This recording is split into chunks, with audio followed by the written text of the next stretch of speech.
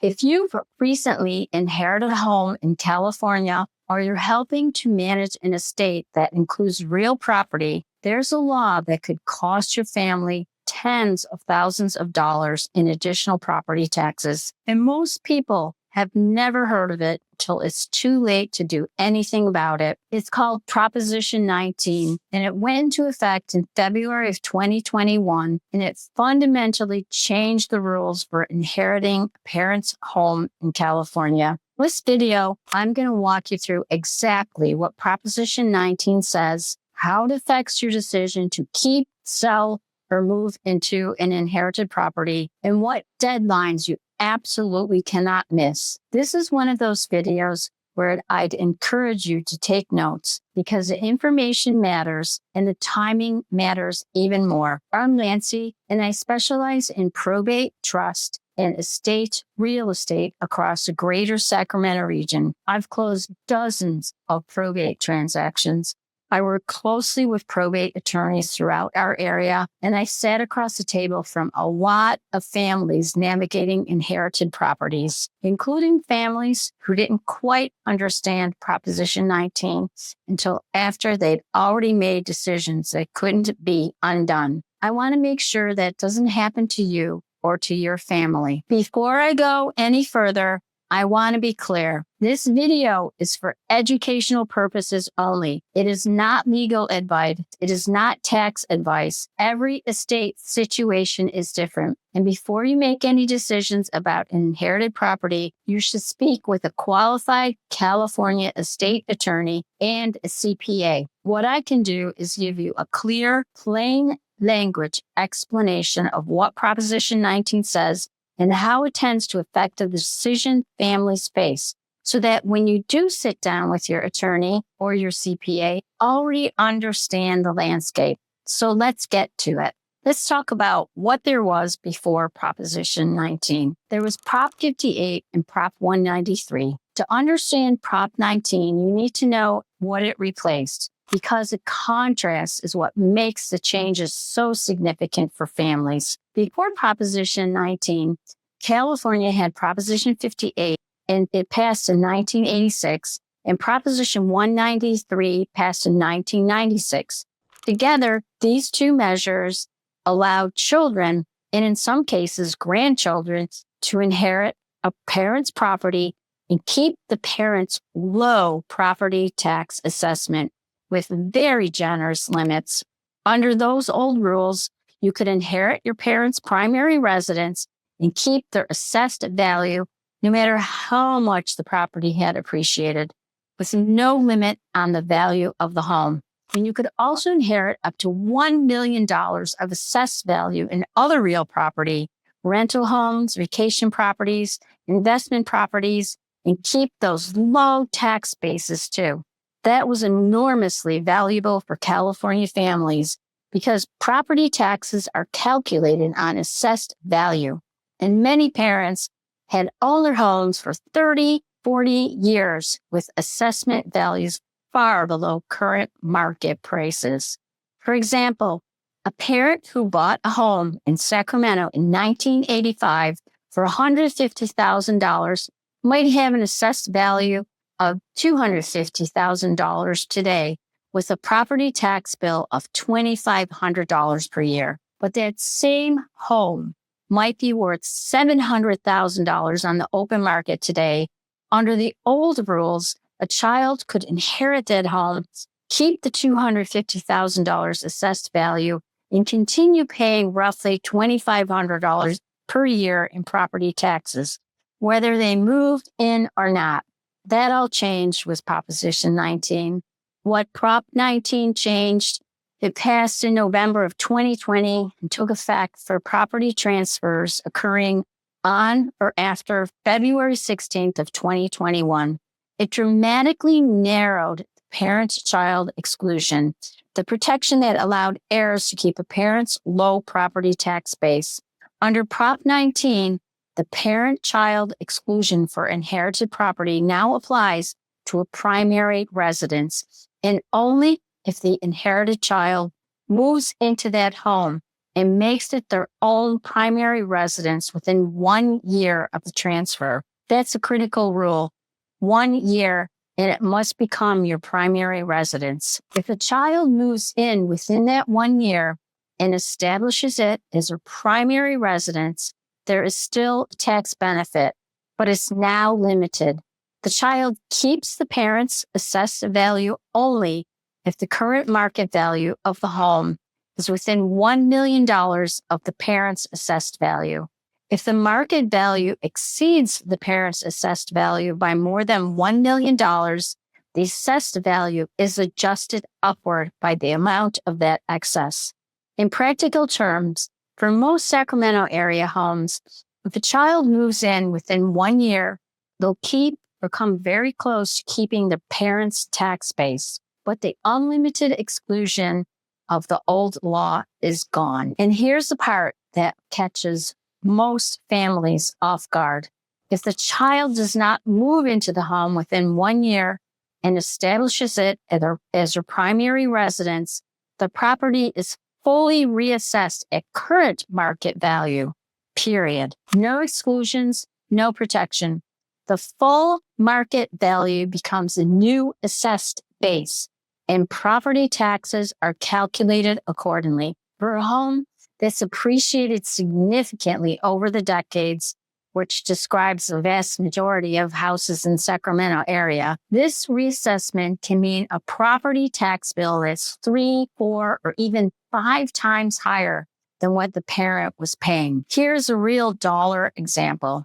Let me make this concrete with a straightforward example, because the numbers tell the story better than anything else. Let's say a parent purchased a home in Carmichael in 1990. Their assessed value today, after decades of Proposition 13, capped increases, is $280,000. Their annual property tax bill is roughly $2,800 per year. The home's current market value is $750,000. Under the old rules, Proposition 58, a child could inherit this home, rent it out, and live elsewhere and continue paying $2,800 per year in property taxes indefinitely. That was legal and common. Under Proposition 19, if that same child inherits a home and does not move in and establish it as her primary residence within 1 year, the home is reassessed at its full market value of $750,000. The new annual property tax bill is roughly $7,500 per year, an increase of $4,700 per year going forward. Over 10 years, that difference is $47,000 in additional property taxes. Over 20 years, it's $94,000. And that's assuming values don't continue to rise, which of course they typically do, because assessed values increased each year along with the property's value up to the reassessed base. Now, multiply that scenario across a family that has multiple inherited properties, say a primary residence plus a rental home, and the financial stakes of understanding Proposition 19 become very clear very quickly. The 1 year deadline is what really matters. The 1 year clock starts on the date of transfer, which in a probate context is typically the date the court order is issued transferring title, or the date the trustee records the deed in the trust scenario. This is not necessarily the date your loved one passed away. In probate cases, there can be many months between the date of the death and the date the title actually transfers. And that gap matters because your 1 year window doesn't start until the transfer occurs. Moving in means actually establishing the inherited home as your primary residence. Filing a homeowner's exemption within the county's tax assessor's office, updating your address on your driver's license, and genuinely living there. It's not enough to visit frequently or keep belongings there. The county assessor looks for affirmative evidence of primary residence. You must also file a claim for the parent-child transfer exclusion, with your county assessor within 3 years of the transfer date or before the property is sold, whichever comes first. Missing this filing deadline can result in losing the exclusion even if you moved in on time. In Sacramento County, this is filed with the Sacramento County's Assessor's Office. In El Dorado County, with the El Dorado County Assessor's Office.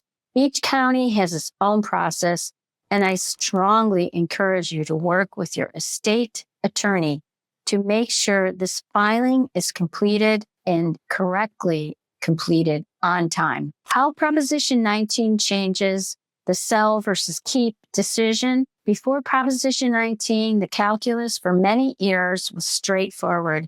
Keep the property, rent it out, enjoy the low property tax base, and benefit going forward. It was a compelling financial strategy, and it was perfectly legal.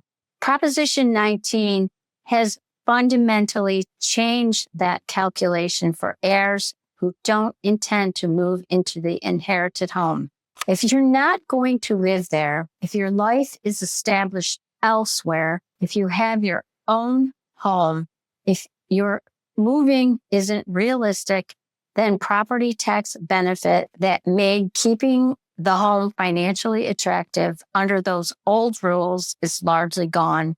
You'll be paying taxes based on the current market value that significantly affects the return profile of holding that property as a rental. For some families, the math still works, particularly if the property is in a high appreciation area, if rental income is strong, or if there are other financial reasons to hold the property.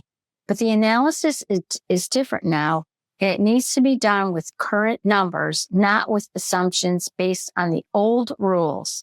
For heirs who are genuinely considering moving into their inherited home as their primary residence, Proposition 19 actually creates a meaningful incentive to do so within that 1-year window.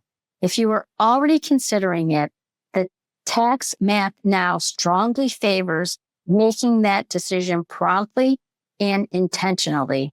And for those heirs who are simply not in a position to move in, maybe because of geography, their own housing situation, or family circumstances, understanding that the reassessment is coming allows you to plan for it, price potential sale correctly, and make a decision with full information rather than discovering that a new tax bill is coming your way. What to do first if you've inherited a California property? Let me give you a clear, practical sequence for what to do if you're navigating this right now. First, find out the parent's current assessed value on the property. You can look this up in the county assessor's website. In Sacramento County, that's assessor.saccounty.gov. Knowing the assessed value versus the current market value tells you immediately how significant Proposition 19 reassessment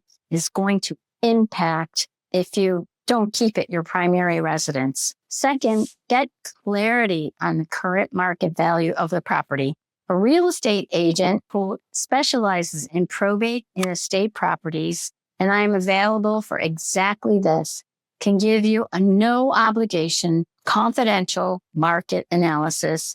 This is not the same as a formal appraisal, but it gives you the information you need to run the financial comparison. Third, consult a California estate attorney and a CPA, or at minimum, consult with one of them before you make any decisions. The interplay between property taxes, capital gains taxes, stepped up bases, Proposition 19 is complex. And the right decision for your family depends on all of these factors together, not just one of them. Fourth, if you are seriously considering moving into the property, do not delay. The 1-year clock starts ticking regardless of how long probate takes, how complicated the estate is, or how busy your life is.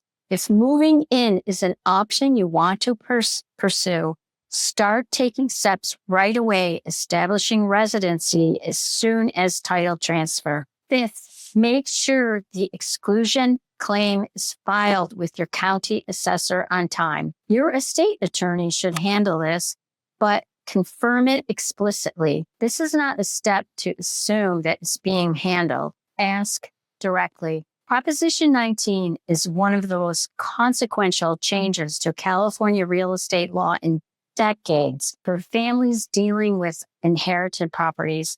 The families who navigate it well are the ones who understand it early, before the title transfers, before decisions are made, before deadlines pass. I hope this video gave you a clear foundation for that understanding. If you are currently working through an inherited property in the greater Sacramento or in El Dorado County, anywhere in our region, I want you to know that this is exactly the kind of situation I specialize.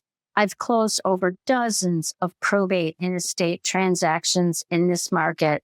I have established relationships with probate attorneys throughout the Sacramento region, and I know how to work thoughtfully and respectfully with families who are navigating both grief and complex financial decisions at the same time. I offer a free, confidential, no pressure consultation where we talk through the property, run a current market analysis, and help you understand all of your options before you make any decisions. This is no obligation, just to clarify. Click the link in the description below right now to book your consultation, or call and text me directly at 916-841-3800. You can also reach me at nancy@listingexpert.net or at valueprotectionplan.com. If this video was helpful, please give it a like and subscribe to the channel.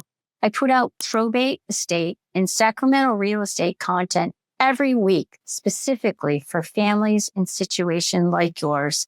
And please share this video with anyone you know who has inherited or may soon be inheriting California real estate. This information matters, and most people don't find it until they need it. I'm Nancy, and I'll see you on the next one.